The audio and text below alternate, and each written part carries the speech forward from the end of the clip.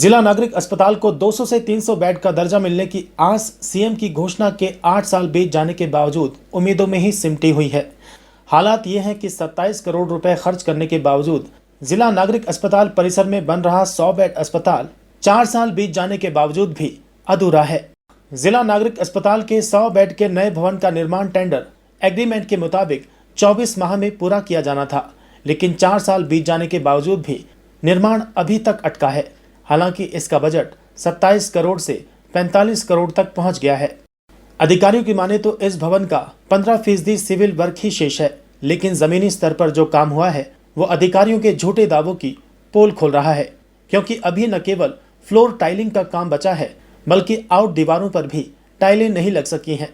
इसी तरह भवन में बहुत से सिविल वर्क भी पेंडिंग पड़े हैं। इतना ही नहीं, निर्माणाधीन इस भवन में कहीं भी कोई भी दरवाजा तक नहीं लगा। इसके बाद इस भवन की फिनिशिंग का कार्य भी होना है।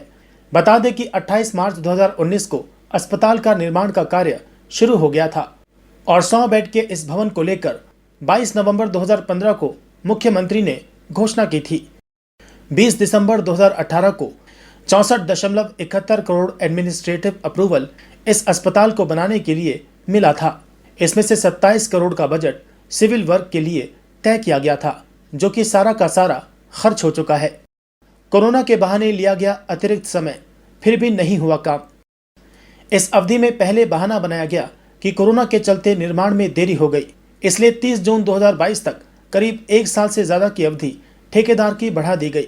2022 के बाद जून 2023 भी निकल गया, लेकिन अस्पताल के भवन निर्माण का कार्य फिर भी अधूरा ही रहा।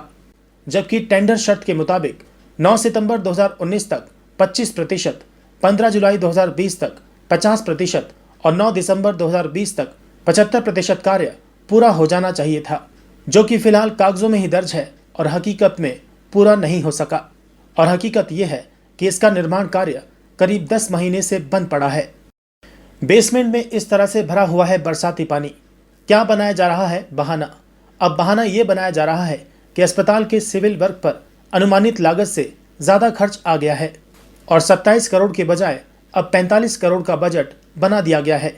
इसके पीछे तर्क ये दिया जा रहा है कि जो पहले टेंडर दिया गया था उसमें फायर सेफ्टी व वाटर प्रूफिंग का काम शामिल नहीं किया गया था।